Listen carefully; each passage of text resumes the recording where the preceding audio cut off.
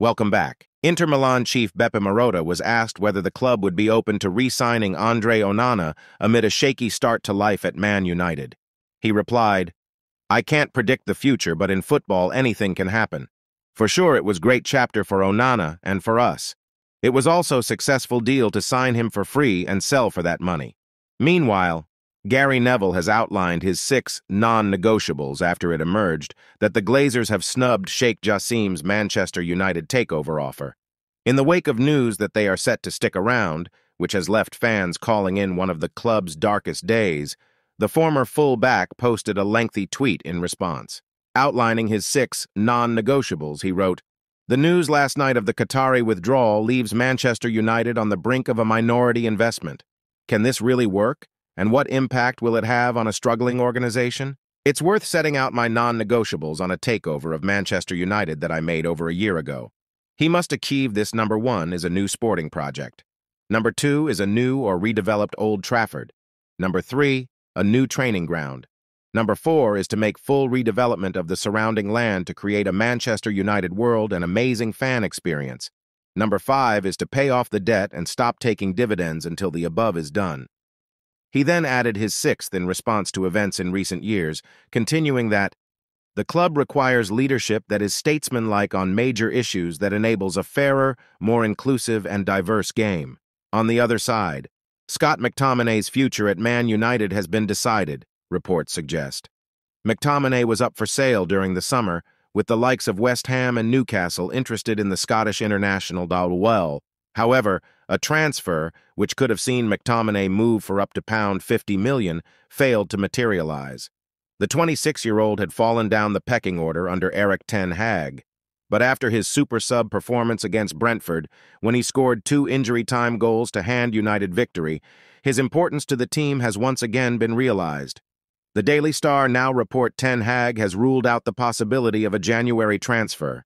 Elsewhere, Man United are reportedly undecided whether to keep Anthony Martial or not, according to ESPN.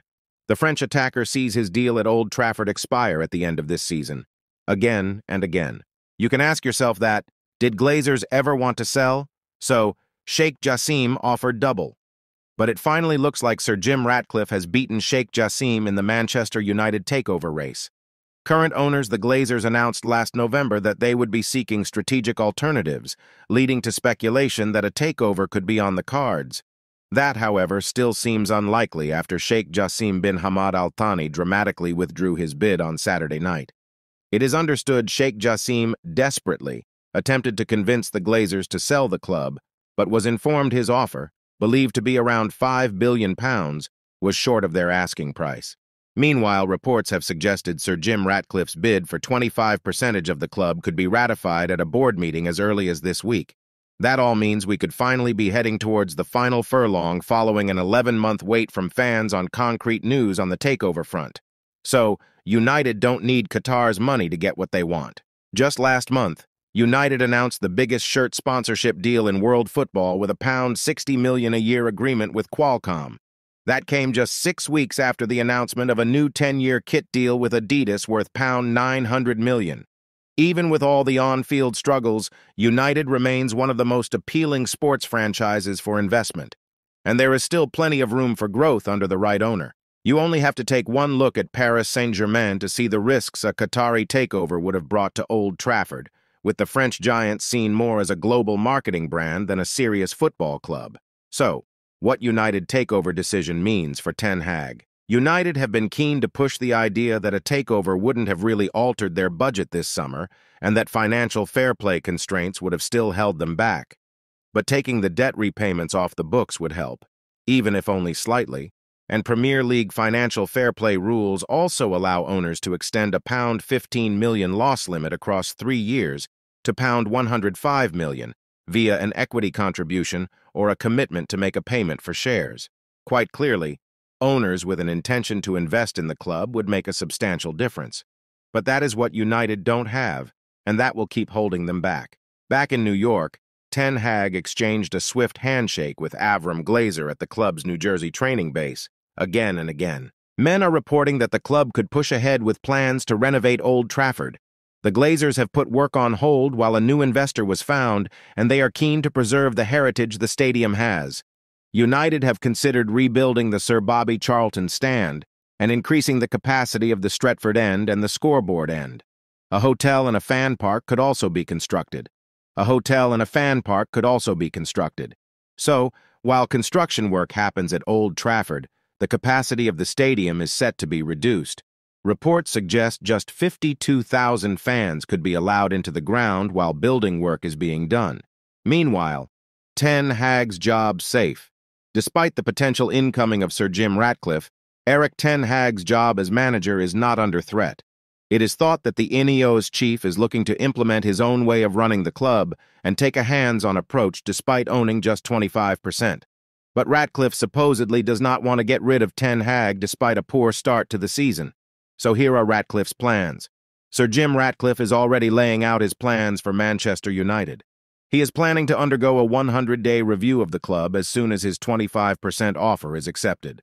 The British billionaire is also looking to implement a new off-the-pitch structure, with highly rated transfer chief Paul Mitchell potentially being appointed, as Sheikh Jassim is set to withdraw his bid to take over Manchester United, according to reports.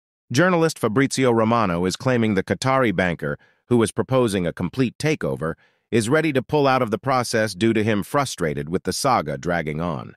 The transfer expert tweeted, Sheikh Jassim has had further discussions with Glazer's family to buy 100% of Manchester United. Sheikh Jassim's bid proposition has been rejected again by Glazer's family. As a result, Sheikh Jassim informed Glazers that he's ready to withdraw from the process. Elsewhere, Mason Greenwood is loving life in Spain and wants to turn his Getafe loan move permanent.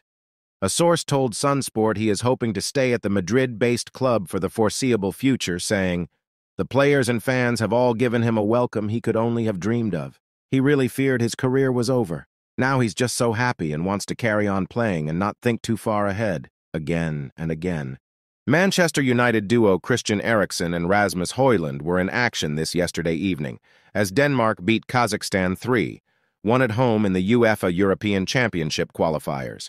Both Reds played pivotal roles across the goals, helping the Danes make it 5 wins from 7 in Group H, where they sit in second place and are only behind Slovenia on goal difference. Eriksen's free kick proved the catalyst for the opener, while Højlund provided an excellent assist for Robert Skov to make it 2.